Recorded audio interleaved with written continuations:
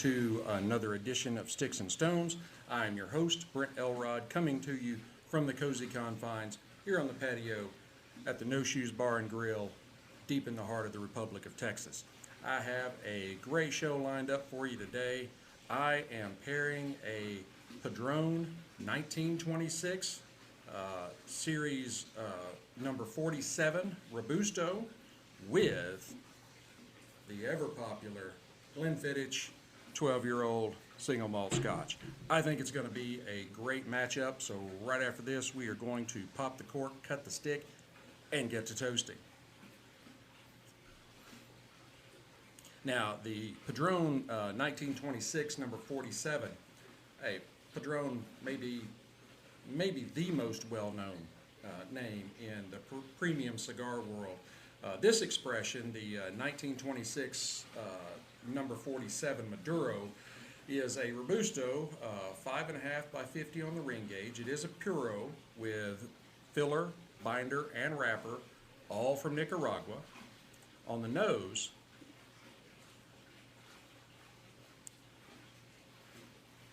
I get some little hints, subtle hints of barnyard and hay, some leather, maybe just a kind of a touch of espresso, and then a very subtle, slight sweetness. Now I am going to give it a cut with my Cigarism hollow cut guillotine cutter. Just want to snip the end off. Just about like that. Cigarism makes wonderful accessories. You need to go check them out. You can find a link to them in my bio. Cigarism, Cigarsim. Now, on the cold draw. Now this cold draw, it's a very, very easy draw. Part of it is due to the guillotine cut, but it's a very super easy draw. I get leather, I get a little bit of earthiness, maybe kind of some hints of like fresh cut lawn, roasted coffee beans, just kind of a hint of spice. It's a particular spice. It's not cinnamon. Hang on just a second here.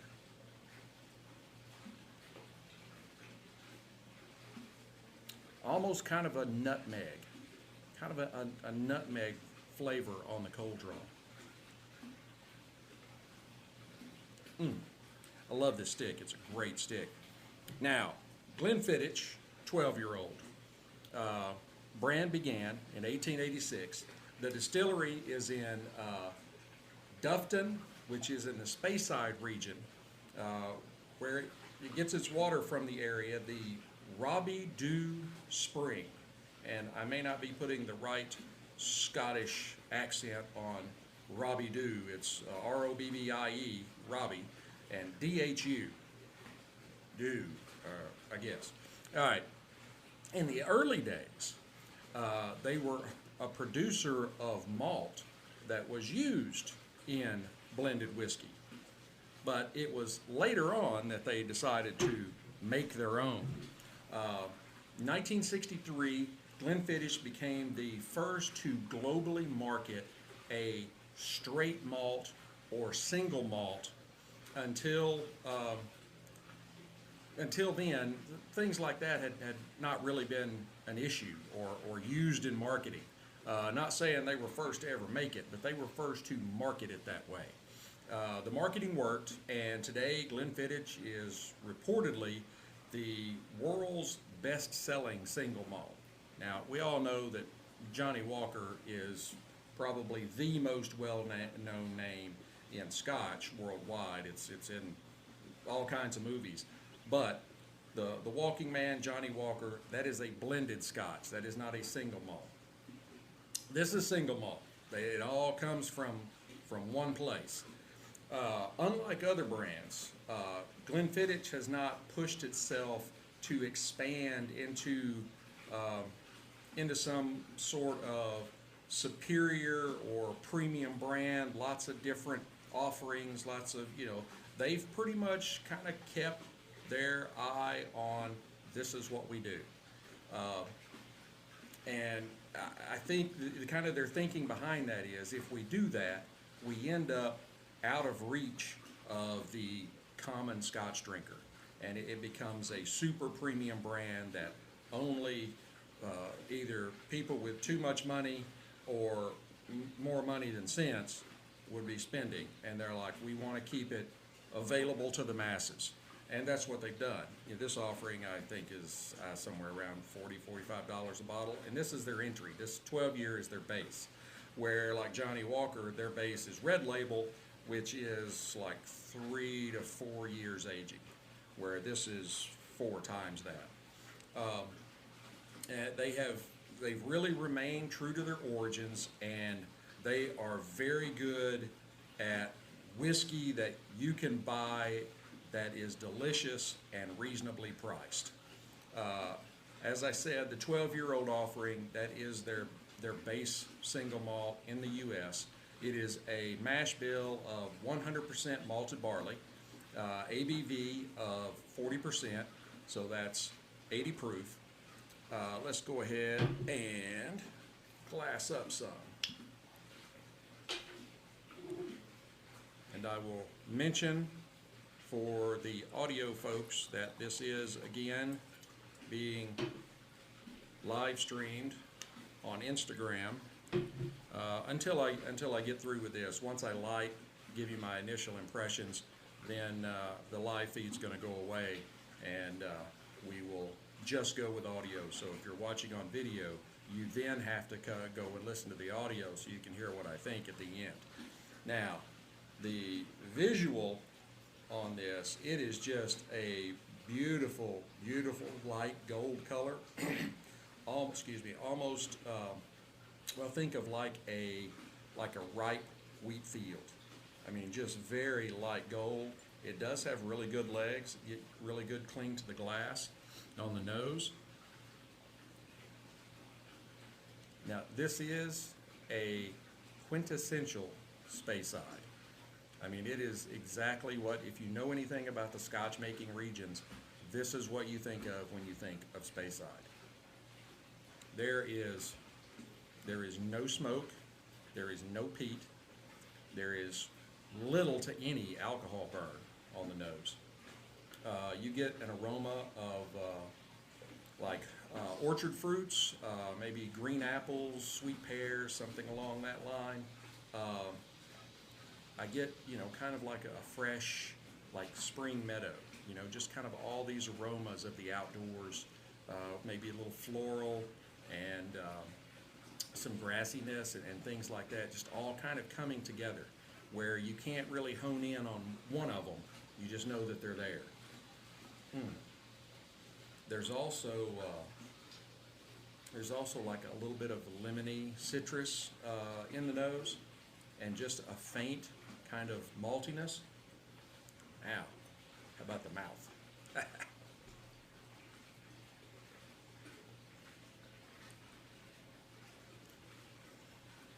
The taste doesn't run too far from the nose. I'll tell you what I mean by that after I take another one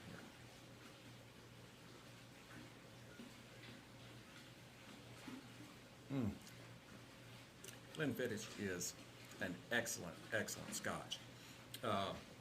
There is kind of a clean, fresh feel on your palate. You get some, also some florally sweetness. Some green fruits, maybe. Let me take another. Hang on.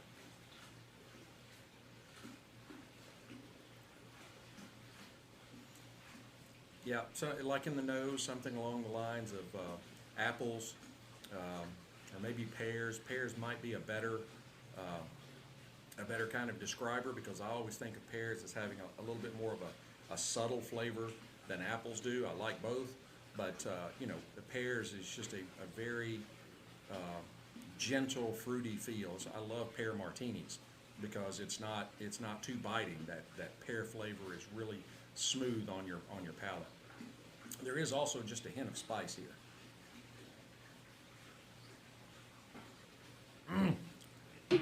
That is a good beverage. Now, let's go ahead and fire these up.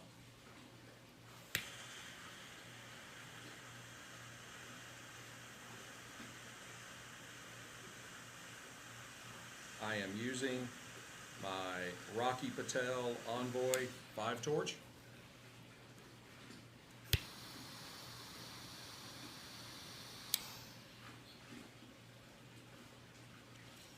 And for those of you that are on the audio only, if you hear me kind of getting like fainter and louder, it is kind of hard to get both the camera and the microphone where people aren't looking up my nose in the camera, and I'm not too far away from the microphone. So I'm trying to do a nice little balancing act here. Maybe one day when I have a proper recording area.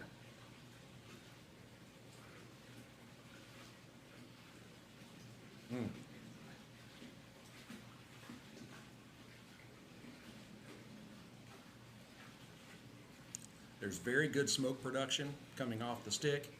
I'm picking up some, like a little bit of spice, like some semi-sweet chocolate, not overly sweet, just kind of a semi-sweet.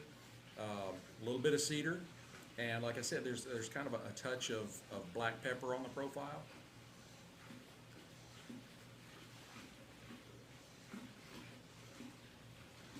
And just a really, really great volume of smoke. Let's try them here together.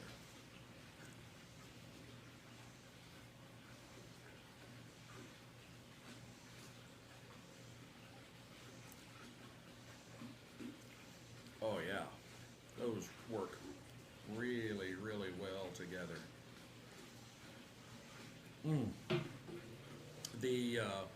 The fruitiness and the sweetness from the Scotch really blends well with the kind of the chocolate coming off the stick. It's a really good marrying together of the two flavors. Then you've got that little subtle kind of maltiness and cedar, and you have some other little things going on in the background. Neither one's really overpowering, and it's just a really good mellow combination.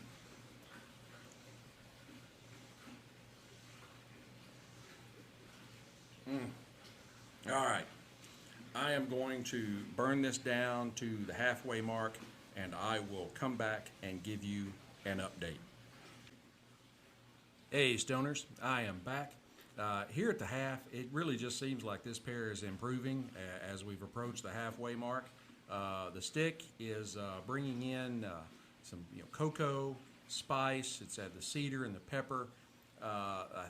We're getting in some coffee, and it then has also brought in like some roasted peanuts, and it's really, really blending well with the sweetness and kind of the fruitiness of the Glenfiddich. These two are just, I don't know, they're made for one another, I think. I don't know how else to say that. I think they're just going wonderfully together. So I am going to burn this down the rest of the way, and then I will come back and give you my final thoughts. Hey Stoners, I am back. I have emptied the glass, and the stick is down to the band. This has been just a wonderful pairing. The cocoa and kind of the light sweetness on the stick has mixed very well with the fruitiness and the spirit. Neither one was overpowering. They just kind of melded together very well. They were both smooth and easy to enjoy. And really both of them kind of had a fairly short finish.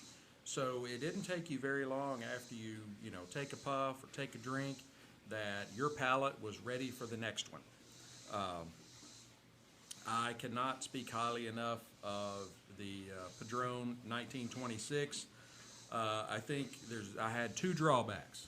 Number one, for no reason, while I had it in my mouth at the beginning of the show. I had maybe a half inch, 3/4 of an inch ash, and the ash just fell off in my lap. And I was like, what the hell is this? This is a Padron. So, you know, I had to dust myself off. It's kind of steamy here in Texas, so a little bit of it stuck to me. I was like, damn it. But that doesn't take anything away from the cigar. I'm saying that in jest. The other thing is, this is not a budget-friendly stick. You're going to pay, if you're trying to buy a box, you're going to be paying like $400, $450 for a box. They are some pricey cigars, but they are definitely one that you want to try, and maybe, you know, keep one in your humidor for a special occasion or something like that, because they are an excellent, excellent stick. The Glenfiddich is a wonderful scotch. It is easy drinking, and it is also budget friendly. You're going to pay about, I don't know, $40 for a fifth.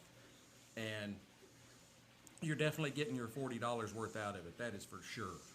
I would give the stick, I'd give it a 98 out of 100 matchsticks. I mean, this is damn near perfect. It is just a wonderful, wonderful stick. I would give the Spirit, I would give the Glenfiddich like a 91, 92 on Whiskey Stones out of 100. And it you know, I mean, I could make the case for even going higher. It isn't overly complex, but it is just very, very enjoyable. So it's hard to push it up to those upper ranks, but at the same time, you don't want to take too much away from it. So I recommend you give both of these a try. That is it for this episode. I hope you've enjoyed it as much as I've enjoyed bringing it to you. Be sure to hit like, subscribe, share, notify, especially share. Share this on your Facebook, your Instagram. I mean, we can get 6 degrees of separation, and I could really, really launch off with just some shares. They don't cost you anything, right? Leave me comments. Let me know your thoughts. I love hearing from you. You can find me on Instagram, Facebook. The podcast is hosted on Podbean, but then I carry to Spotify, Pandora, Amazon Music, Apple Podcasts, Google Podcasts, basically all of it. So you can find me pretty much anywhere. Until we get to be together again, keep your sticks dry, your stones cold, and have a great day.